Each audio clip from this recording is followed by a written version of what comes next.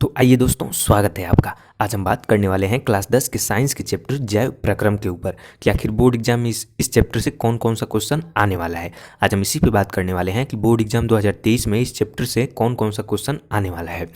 हम आपको बता दें कि इस चैप्टर यानी जैव प्रक्रम से इस साल बोर्ड एग्जाम 2023 में 20 नंबर का टोटल क्वेश्चन आएगा। कितने नंबर का क्वेश्चन आएगा? इससे अकेले जैव प्रक्रम से 20 नंबर का क्वेश्चन आएगा। 70 में से 20 नंबर का क्वेश्चन इसी चैप्टर में से आ जाएगा। तो हमने क्या किया है कि 2010, 11, 12, 13 से लेकर 2022 तक जितने भी क्वेश्चन इस चैप्टर से आए हैं उन सारे क्वेश्चन को हमने यहाँ पे लिख लिया है। और कुछ और क्वेश्चन भी हैं जिनको हम इससे अगले वाले वीडियो में आपको बताने वाले हैं। तो ये सारे के सारे इंपॉर्टेंट क्वेश्चन हैं। इन क्वेश्चन को आप लोग ध्यान से देखिए क्योंकि इन क्वेश्चन की पेपर में आने की संभावना बहुत ज़्यादा है। ठीक है, इस वीडियो को स्टार्ट करने से पहले हम आपको बता देना चाहते हैं कि अगर आप इस चैनल पे नए हैं और क्लास 10, 11 और 12 की तैयारी एकदम बेहतरीन तरीके से करना चाहते हैं तो चैनल को सब्सक्राइब कर लीजिए क्योंकि यहाँ पे क्लास 10, 11 और 12 की तैयारी एकदम बेहतरीन तरीके से कराई जाती है। इस वीडियो को हम स्टार्ट करते हैं। इस वीडियो में क्या है, पहले कुछ बहुविकल्पी क्वेश्चन है, उसके बाद कुछ अति लघु उत्तरीय प्रश्न है, उसके बाद कुछ लघु उत्तरीय प्रश्न है। ठीक है, सारे क्वेश्चन को हमने यहाँ पे लिख लिया है। आप लोग क्या करिएगा, वीडियो को स्टॉप करके उसका स्क्रीनशॉट ले लीजिएगा या फिर उसको नोट कर लीजिएगा। ठीक है, तो चलिए इस वीडियो को स्टार्ट करते हैं। तो बहुविकल्पी का पहला प्रश्न कौन सा है? पहला प्रश्न है, पादपों में प्रकाश संश्लेषण द्वारा भोजन का निर्माण होता है। पादपों में प्रकाश संश्लेषण द्वारा भोजन का निर्माण होता है किसमें? पत्ती में। प्रकाश संश्लेषण की क्रिया किसमें होती है? पत्ती में। ठीक है, तो उसमें भोजन का निर्माण होता है किसमें? पत्ती में। अब दूसरा क्वेश्चन देखिए। दूसरा क्वेश्चन है, प्रकाश संश्लेषण क्रिया में ऑक्सीजन गैस निकलती है। प्रकाश संश्लेषण क्रिया में ऑक्सीजन गैस कहाँ से निकलती है? तो आपका उत्तर हो जाएगा जल से। ठीक है, ये सारे के सारे इंपॉर्टेंट क्वेश्चन है। अब देखिए इसमें का तीसरा क्वेश्चन। तीसरा क्वेश्चन है, पादपों में यानी पौधों में वायु प्रदूषण कम करने वाली प्रक्रिया है। पूछ रहा है कि पादपों में ऐसी प्रक्रिया बताइए जिसके माध्यम से वायु प्रदूषण कम होता है। कौन सा है? प्रकाश संश्लेषण। ठीक है, अब देखिए इसमें का चौथा क्वेश्चन। चौथा क्वेश्चन क्या है कि आहार नाल की सी के आकार की संरचना है। कौन सा क्वेश्चन है कि आहार नाल की सी के आकार की संरचना है? तो उसका कौन सा हो जाएगा? ग्रहणी। ग्रहणी क्या होता है? सी के आकार की संरचना होता है। अब बात करते हैं पांचवें क्वेश्चन की। तो देखिए ये रहा इसमें का पांचवा क्वेश्चन। पांचवा क्वेश्वन क्या है कि रेनिन का स्राव कहाँ से होता है? रेनिन का स्राव कहाँ से होता है? तो इसका उत्तर हो जाएगा जठर ग्रंथियों से। कहाँ से होता है? जठर ग्रंथियों से। छठा क्वेश्चन है कि यकृत स्रावित करता है। यकृत क्या स्रावित करता है? तो इसका आंसर हो जाएगा पीतरस। ठीक है, सातवां देखिए। सातवां क्या है? ट्रिप्सिन किसके पाचन में सहायता करता है? क्या करता है? ट्रिप्सिन किसके पाचन में सहायता करता है? तो इसका आंसर हो जाएगा ऑप्शन बी यानी प्रोटीन। ट्रिप्सिन क्या करता है? प्रोटीन के पाचन में सहायक होता है। अब इसका आठवां क्वेश्चन देखिए। आठवां क्वेश्चन है, ट्रिप्सिन एंजाइम पाया जाता है। ट्रिप्सिन एंजाइम कहाँ पाया जाता है? तो इसका भी आंसर हो जाएगा ऑप्शन बी यानी अग्न्याशयी रस में। अग्न्याशयी रस में क्या पाया जाता है? Trypsin enzyme. का नौवां क्वेश्चन देखिए। नौवां क्वेश्चन क्या है? वह एंजाइम जो सुक्रोज को ग्लूकोज तथा फ्रक्टोज में बदलता है। ठीक है, तो इसका आंसर हो जाएगा सुक्रेज। सुक्रेज क्या करता है? सुक्रोज को ग्लूकोज तथा फ्रक्टोज में बदल देता है। तो ये थे कुछ बेहतरीन बहुविकल्पी प्रश्न। अब हम बात करते हैं अति लघु उत्तरीय प्रश्न के ऊपर।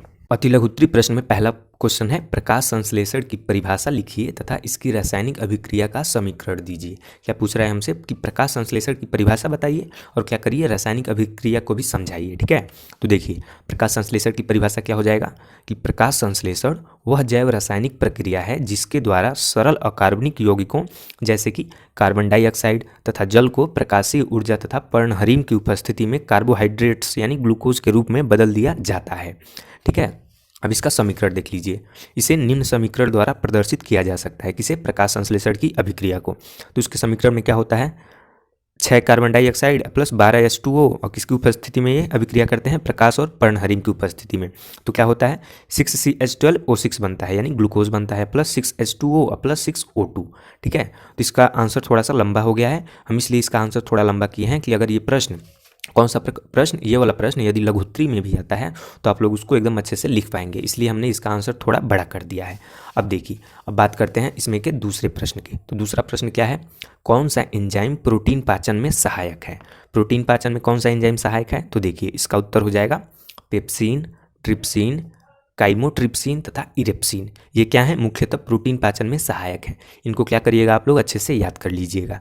कौन कौन सा है? पेप्सिन, ट्रिप्सिन, काइमोट्रिप्सिन तथा इरेप्सिन। ये मुख्यतः क्या है? प्रोटीन पाचन में सहायक हैं। वीडियो में आगे बढ़ने से पहले हम आपको बता दें कि अगर आपको ये वीडियो अच्छी लग रही है तो वीडियो को लाइक कर दीजिए और चैनल पर नए हैं तो चैनल को सब्सक्राइब कर लीजिए। अब चलिए इसके नेक्स्ट वाले क्वेश्चन को देखते हैं। तो इसमें तीसरा क्वेश्चन क्या है कि मानव शरीर की सबसे बड़ी ग्रंथि का नाम तथा उसका कार्य बताइए। तो चलिए उसके आंसर को हम देखते हैं।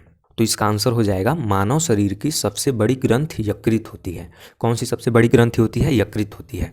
और यकृत के कार्य कौन कौन से हैं इनको आप लोग ध्यान में रखिएगा। पहला है पीत रस का स्रावण करना, दूसरा है यूरिया का संश्लेषण, तीसरा है हिपेरिन प्रतिस्कंदन कारक का स्रावण और चौथा है ग्लाइकोजन का संचय करना। ठीक है, ये था यकृत के कार्य और ये थे कुछ बेहतरीन अति लघुत्तरीय प्रश्न। अब हम बात करते हैं इसमें के लघुत्तरीय प्रश्न की। लघुत्तरीय प्रश्न में पहला प्रश्न है प्रकाश संश्लेषण को प्रभावित करने वाले कारकों का उल्लेख कीजिए। ठीक है, पहला प्रश्न है लघुत्तरीय में कि प्रकाश संश्लेषण को प्रभावित करने वाले यानी प्रकाश संश्लेषण में कौन कौन से ऐसे कारक हैं जो इसको प्रभावित करते हैं, उसी के बारे में हमको लिखना है। अति लघुत्तरीय में पहला क्वेश्चन था कि प्रकाश संश्लेषण की परिभाषा दीजिए और तथा उसके समीकरण को भी लिखिए, लेकिन इसमें पूछ रहा है कि प्रकाश संश्लेषण को प्रभावित करने वाले कारकों का उल्लेख कीजिए। तो इसका उत्तर क्या हो जाएगा? प्रकाश संश्लेषण को प्रभावित करने वाले कारक निम्नवत हैं। उनमें पहला कौन कारक है? प्रकाश। ये क्या करता है? प्रकाश संश्लेषण की दर दृश्य प्रकाश में अधिकतम होती है। ठीक है, प्रकाश संश्लेषण की प्रक्रिया प्रकाश की तीव्रता बढ़ाने के साथ बढ़ती है। क्या होता है? प्रकाश संश्लेषण की प्रक्रिया, यदि प्रकाश की तीव्रता बढ़ जाएगी तो प्रकाश संश्लेषण की प्रक्रिया भी बढ़ जाएगी। ठीक है, और नेक्स्ट कारक कौन सा है? Carbon dioxide. ये क्या करता है? देखिए, ये किस प्रकार प्रकाश संश्लेषण को प्रभावित करता है? ये करता है क्या? देखिए कि वायुमंडल में कार्बन डाइऑक्साइड की मात्रा बढ़ने से प्रकाश संश्लेषण की दर भी बढ़ जाती है। यदि वायुमंडल में कार्बन डाइऑक्साइड की मात्रा बढ़ जाती है तो प्रकाश संश्लेषण की दर भी बढ़ जाती है, यानी तेजी से प्रकाश संश्लेषण होने लगता है। अब नेक्स्ट देखिए, पादपों में प्रकाश संश्लेषण की दर 10 से 35 डिग्री सेल्सियस तापमान तक बढ़ती है। ठीक है, और नेक्स्ट कारक कौन सा है? खनिज लवण। इसमें क्या होता है? खनिज लवणों की कमी से भी प्रकाश संश्लेषण की दर कम हो जाती है। यदि खनिज लवण कम हो जाएंगे तो प्रकाश संश्लेषण की दर भी अपने आप धीमी पड़ जाएगी, यानी कम हो जाएगी। अब देखिए लघुत्तरी में दूसरा क्वेश्चन कौन सा है? ये सारे क्वेश्चन जो हमने अभी तक बताया है, ये सारे के सारे बहुत इंपॉर्टेंट क्वेश्चन, इनको आप लोग अच्छे से तैयार कर लीजिएगा। इसमें दूसरा क्वेश्चन है अग्न्याशय के कार्यों का वर्णन कीजिए। क्या करिए? इसमें दूसरा क्वेश्चन है अग्न्याशय के कार्यों का वर्णन कीजिए। तो उसका उत्तर क्या हो जाएगा? देखिए, संरचना की दृष्टि से अग्न्याशय छोटे छोटे पिंडकों से बना होता है। इन पिंडकों की कोशिकाएं घनाकार तथा स्रावी होती हैं। ठीक है, उसके बाद देखिए यह एक मिश्रित ग्रंथि है। ठीक है, अग्न्याशय एक मिश्रित ग्रंथि है। इसके दो भाग होते हैं, कौन कौन? बाह्यस्रावी भाग और अंतःस्रावी भाग। उसके आगे देखिए, इसका बाह्यस्रावी भाग अग्न्याशयी रस स्रावित करता है। यह पूर्ण पाचक रस है, अतः अग्न्याशय के निष्क्रिय हो जाने पर भोजन का पूर्ण पाचन नहीं हो सकेगा। यदि अग्न्याशय काम करना बंद कर देगा तो भोजन का पूर्ण पाचन नहीं हो पाएगा। ठीक है, अब देखिए नेक्स्ट क्वेश्चन कौन सा है?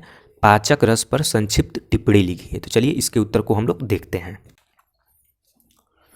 तो इसका उत्तर हो जाएगा कि पाचक रस भोजन के पाचन में महत्वपूर्ण भूमिका निभाते हैं। ठीक है, पाचक रस क्या करते हैं? भोजन के पाचन में महत्वपूर्ण भूमिका निभाते हैं। ये निम्न प्रकार के होते हैं। पहला कौन सा? लार। ये क्या करता है? ये भोजन को निगलने में सहायक होती है। दूसरा कौन सा है? जठर रस। इसमें क्या होता है? आमाशय की ग्रंथियों से जठर रस निकलता है। इसमें लाइपेज तथा रेनिन नामक एंजाइम उपस्थित होते हैं। ठीक है, उसके बाद नेक्स्ट देखिए पीत रस। इसमें क्या होता है? पीत रस में कोई एंजाइम नहीं होता है। ठीक है, पीत रस में क्या होता है? कोई एंजाइम नहीं होता है। ठीक, उसके आगे यह भोजन के अम्लीय माध्यम को क्षारीय माध्यम में बदल देता है। ठीक है, क्या करता है ये भोजन के अम्लीय माध्यम को क्षारीय माध्यम में बदल देता है। ठीक है, तो ये था इस क्वेश्चन का एकदम बेहतरीन आंसर। ठीक है, तो आज हमने कुछ बेहतरीन क्वेश्चन के बारे में आपको बताया है। चैप्टर से बोर्ड एग्जाम 2023 में आ सकते हैं। ठीक है, नेक्स्ट वाले वीडियो में जो इस चैप्टर का बचा हुआ क्वेश्चन है उसको हम लाने वाले हैं। तो हम उम्मीद करते हैं कि आपको ये वीडियो एकदम अच्छी लगी होगी।